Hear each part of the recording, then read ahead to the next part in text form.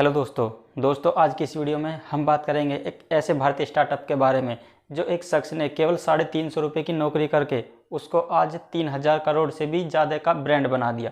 जी हाँ दोस्तों, हम बात कर रहे हैं क्विक हील एंटीवायरस की। क्विक हील एंटीवायरस कैसे केवल एक 10वीं पास पढ़े हुए शख्स ने इसको इतना बड़ा ब्रांड बना दिया, जानेंगे सब कुछ आज की इस वीडियो में। अगर आप चैनल पर नए हैं तो हमारे चैनल को सब्सक्राइब करने के साथ साथ वीडियो को लाइक और शेयर भी जरूर से करें। दोस्तों, इस कहानी की शुरुआत होती है महाराष्ट्र से। महाराष्ट्र के सतारा जिले में एक छोटा सा गांव था लालगुन। लालगुन में कैलाश काटकर का परिवार रहता था और इनके आर्थिक हालात काफ़ी कमज़ोर थे क्योंकि इनके पिता गांव में ही रेडियो सुधारने का काम करते थे और उस काम से वो इतना नहीं कमा पाते थे कि वो अपने घर का खर्च भी आसानी से चला सकें। इसीलिए वो गाँव छोड़कर वो पुणे में आकर रहने लगे। पुणे में आकर उनको एक इलेक्ट्रॉनिक कंपनी में नौकरी मिल गई। लेकिन कैलाश काटकर के मन में यह आया कि क्यों ना मुझे भी अपने परिवार के लिए कुछ करना चाहिए। कैलाश काटकर ने 1885 में अपनी 10वीं की पढ़ाई करने के बाद पढ़ाई छोड़ दी और फिर ये एक दुकान पर रेडियो और कैलकुलेटर की मरम्मत का काम सीखने लगे। और वहाँ पर इनको उस काम को सीखने के लिए और करने के लिए 300 से 400 रुपये हर महीने मिलते थे, जिससे ये अपने घर खर्च चलाने में सहयोग भी देने लगे। लेकिन दुकान पर काम करने के दौरान ही ये नई नई चीज़ों को सीखने में हमेशा ही रुचि रहती थी। कोई नया गैजेट दुकान पर आता था तो उसको सबसे पहले खोलकर उसकी चीज़ों को देखते थे, समझते थे उसके बारे में, क्योंकि इनको पता था कि जो भी नई टेक्नोलॉजी आएगी वही भविष्य में काम आने वाली चीज़ है और वही भविष्य में इनको कुछ फ़ायदा करा सकती है। काम करने के दौरान ही उस दुकान की एक दूसरी ब्रांच थी मुंबई में। उन्होंने इनको अपनी दूसरी ब्रांच पर काम सीखने के लिए भेजा और इन्होंने उस दूसरी ब्रांच में 5 साल तक रहकर वहाँ पर एक एक बारीकियाँ सीखी। और वहाँ से आने के बाद फिर अपनी बचत के 15,000 रुपये से इन्होंने 1990 में अपनी खुद की दुकान खोली, जिसमें ये रेडियो और कैलकुलेटर की मरम्मत का काम भी करने लगे। कैलकुलेटर की मरम्मत का काम करते करते इनको एक बैंक का कॉन्ट्रैक्ट मिला। इनको बैंक के कैलकुलेटर ठीक करने थे और ये जब बैंक में कैलकुलेटर ठीक करने गए तो इन्होंने देखा कि वहाँ एक डिब्बेनुमा चीज़ रखी थी। इन्होंने उसको देखा कि ये क्या है। जब उन्होंने कर्मचारियों से उसके बारे में पूछा तो इनको काफ़ी उसकी जानकारी अच्छी लगी। इनको बताया गया कि ये कंप्यूटर है और इससे सारे काम आसानी से हो जाते हैं। तो इनके मन में कहीं ना कहीं ये क्यूरियोसिटी जागी कि क्यों ना इसी मशीन पर फोकस किया जाए, इसी मशीन पर कुछ ना कुछ काम किया जाए, जिससे कि आने वाले भविष्य में इसकी काफ़ी ज़्यादा डिमांड बढ़ने वाली है। और फिर ये शाम तक अपनी दुकान पर बैठते थे और फिर शाम को कुछ घंटों के लिए कंप्यूटर से जुड़े कोर्स सीखने जाते थे, जिससे कि कंप्यूटर और टेक्नोलॉजी की जानकारी लेते थे। फिर इन्होंने अपना दायरा बढ़ाना भी शुरू किया और इन्होंने अपनी दुकान को कंप्यूटर सेंटर बना दिया, जहाँ पर ये लोग कंप्यूटर भी ठीक करते थे और कंप्यूटर से रिलेटेड जितने भी गैजेट्स थे उनको भी ये ठीक करने का काम करने लगे।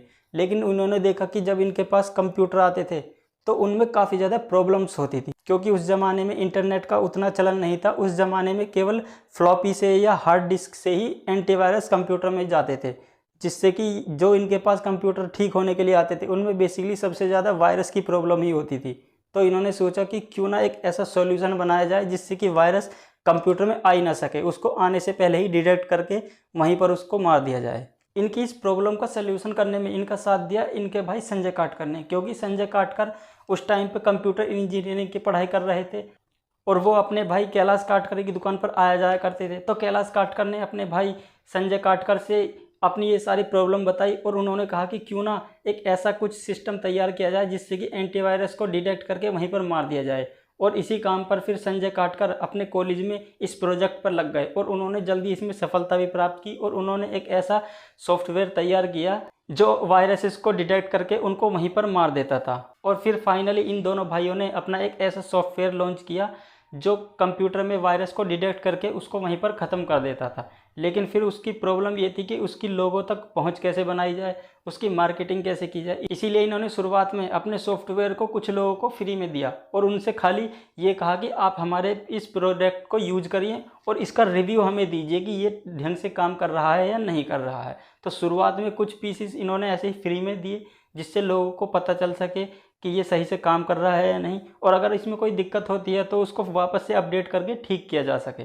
लेकिन जब लोगों ने उसको यूज़ किया तो उसका अच्छा रिव्यू देने लगे, उसको लोग अच्छा बताने लगे।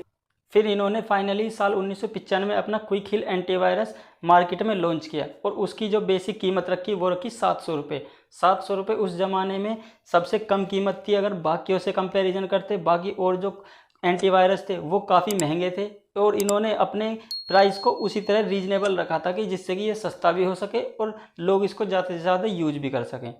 लेकिन फिर बात यही थी कि इसकी मार्केटिंग कैसे की जाए। इसकी मार्केटिंग करने के लिए कैलाश काटकर ने टाइम्स ऑफ इंडिया के अखबार में पूरे फ्रंट पेज पर इसका एक एडवर्टीजमेंट जारी किया, क्योंकि टाइम्स ऑफ इंडिया उस ज़माने में एक ऐसा अखबार था जो अच्छे अच्छे बड़े लोगों के घरों में जाता था और ज़्यादा जो रईस लोग होते थे वो टाइम्स ऑफ इंडिया को पढ़ना ही प्रेफर करते थे।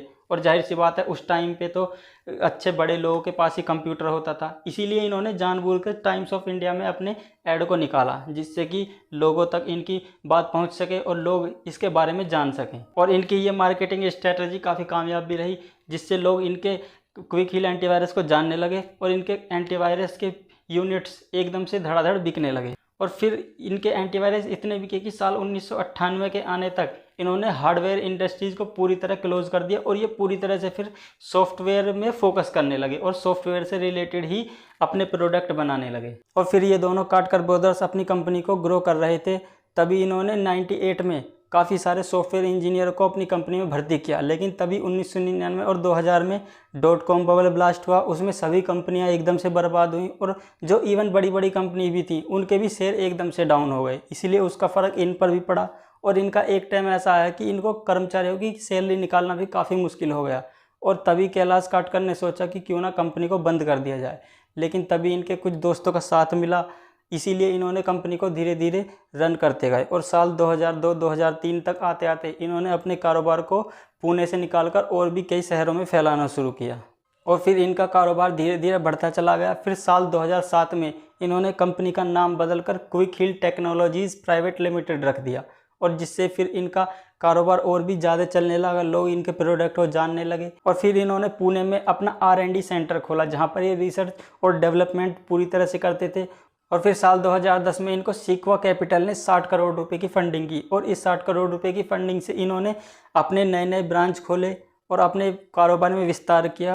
और आज ये कंपनी भारत ही नहीं बल्कि 112 देशों से भी ज़्यादा में अपने प्रोडक्ट को बेचती है और उसमें बड़े बड़े देश शामिल हैं, इवन US, UK, कनाडा, काफ़ी बड़े बड़े देश इस लिस्ट में शामिल हैं जहाँ पर क्विक हील के प्रोडक्ट आज की डेट में बिकते हैं। और आज ये हर प्रकार के कस्टमर का सोल्यूशन देते हैं, उसमें चाहे रिटेल कस्टमर हो, चाहे कोई फर्म हो, मोबाइल हो, कंप्यूटर हो, लैपटॉप हो या किसी फर्म के लिए पूरी तरह ऑनलाइन सोल्यूशन करना हो, ये सभी सेवाएं देते हैं जिससे आज कंपनी लगभग 3000 करोड़ रुपए से भी ज़्यादा की कंपनी बन चुकी है और ये भारत ही नहीं बल्कि पूरे विश्व में भारत का नाम रोशन कर रही है। तो दोस्तों आज की इस वीडियो में इतना ही। वीडियो कैसी लगी कमेंट में अपनी राय ज़रूर दें और वीडियो को यहाँ तक देखने के लिए धन्यवाद।